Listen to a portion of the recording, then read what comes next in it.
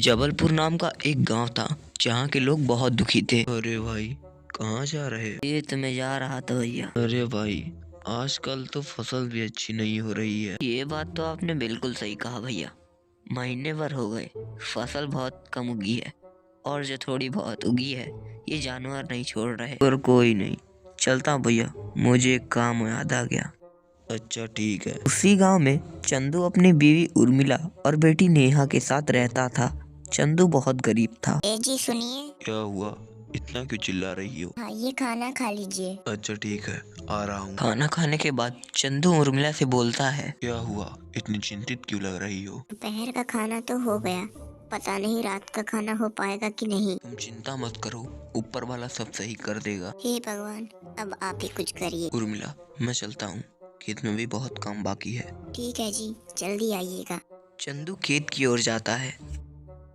क्या करूँ इन जानवरों का, इन्होंने तो पूरी फसल खराब कर दी है। चंदू अपने खेत में काम करने लगता है। चंदू को काम करते करते शाम हो जाती है। बहुत थक गया हूँ, शाम भी हो गई है, सामान लेकर घर चलता हूँ। चंदू एक दुकान पर जाता है। भैया मुझे कुछ सब्जियाँ चाहिए थी। अच्छा ये लो, पैसे लाए हो? भाई उधारी कर दो, मैं तुम्हें बाद में लौटा दूंगा। देखो तुम्हारा अभी बहुत उधारी बाकी है, मैं नहीं दे सकता। मेरे ऊपर भरोसा करो, मैं तुम्हें ये वाली उधारी समेत जितनी भी उधारी बाकी है मैं सब जल्दी ही चुकता कर दूंगा। अच्छा ठीक है, मैं इस बार तुम्हें दे देता हूँ, पर अगली बार पैसे लेकर आना, वरना मैं सामान नहीं दूंगा। शुक्रिया, मैं जल्द ही लौटा दूंगा। चंदू सामान लेकर घर की ओर चल पड़ता है। आज तो इसने किसी तरह दे दिया, कैसे भी करके इसके पैसे देने पड़ेंगे, नहीं तो अगली बार ये सामान भी नहीं देगा। फिर चंदू घर पहुंच जाता है। आप आ गए, आइए बैठिए। कह रहा हूँ कि ये जो सामान है ये उधार पे है। दुकानदार ने बोला है कि अगर मैंने उधार का पैसा नहीं दिया तो हमें सामान नहीं देंगे। तो अब क्या करें? कुछ नहीं, कैसे भी करके इसके पैसे देने होंगे। पैसे आएंगे कहाँ से? कल से मैं खेत में ज़्यादा मेहनत करूँगा, जिससे हमारी फसल अच्छी होगी और उन्हें बेचकर हम पैसे कमाएंगे। अच्छा चलिए, ये सब छोड़िए, खाना खा लीजिए। चंदू खाना खाकर सो जाता है। फिर दूसरे दिन चंदू सुबह सुबह ही खेत की ओर चल पड़ता है। अब से और भी मेहनत करूँगा ताकि उधार के पैसे भर सकूं। चंदू जब खेत पहुंचता है तो वहां उसे श्यामलाल मिल जाता है। अरे चंदू, इतनी सुबह सुबह खेत में क्या कर रहे हो? कुछ नहीं, खेती कर रहा हूँ। वैसे आजकल तो फसल भी नहीं सही हो रही है। हाँ ठीक कहते हो। अच्छा चलो ठीक है, तुम खेती करो, मैं चलता हूँ। फिर चंदू खेत में काम करने लगता है। चंदू को काम करते करते शाम हो जाती है। जब चंदू हल चला रहा होता है तब चंदू को एक पेंसिल मिलती है। अरे ये कैसी पेंसिल है, बड़ी अच्छी लग रही है, ले चलता हूँ, इसे नेहा को दे दूंगा। फिर चंदू पेंसिल लेकर घर आ जाता है।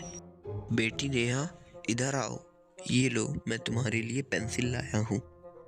नेहा पेंसिल पाकर बहुत खुश होती है। फिर दूसरे दिन नेहा कॉपी पे एक सेब बनाती है। वो सेब कॉपी के बाहर आ जाता है। ये देख नेहा बहुत डर जाती है और वो जल्दी से अपने माँ को बुला कर लाती है। माँ, मैंने कॉपी पे एक सेब बनाया है और वो सेब कॉपी से बाहर आ गया। अच्छा, एक बार और बनाओ। नेहा सेब बनाती है, वो सेब कॉपी से बाहर आ जाता है। अरे ये कैसे हो सकता है? इसे छूना मत, चंदू को आने दो, फिर देखते हैं। फिर रात को जब चंदू आता है तो उर्मिला उससे सारी बात बता देती है। अच्छा, तो ये पेंसिल किसी भी चीज़ को असली में ला सकती है, तो क्यों ना हम इस पेंसिल से पैसे बनाकर अपनी गरीबी दूर कर ले। हाँ, आप सही कह रहे हैं। फिर वो तीनों मिलकर पैसे बनाने लगे। तीनों पैसे बनाकर बहुत धनवान हो गए। उनके एक पड़ोसी को उन पर शक होने लगा। उस पड़ोसी का नाम गामा था। अरे भाई, ये गरीब चंदू इतना अमीर कैसे हो गया? कुछ तो घोटाला है। ये चंदू कोई 2 नंबरी धंधा तो नहीं कर रहा, जाके देखना होगा।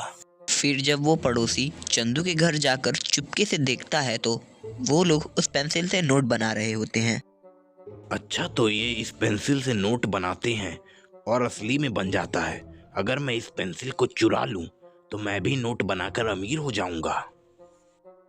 फिर जब चंदू और उसका परिवार सो जाता है तब गामा चुपके से उसकी पेंसिल चुरा लेता है।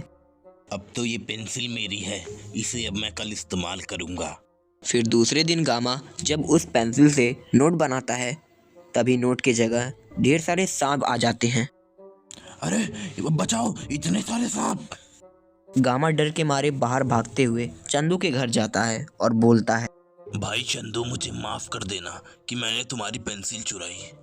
कोई बात नहीं, अब मुझे उस पेंसिल की कोई ज़रूरत नहीं है। फिर वो पेंसिल वहाँ से गायब हो जाती है।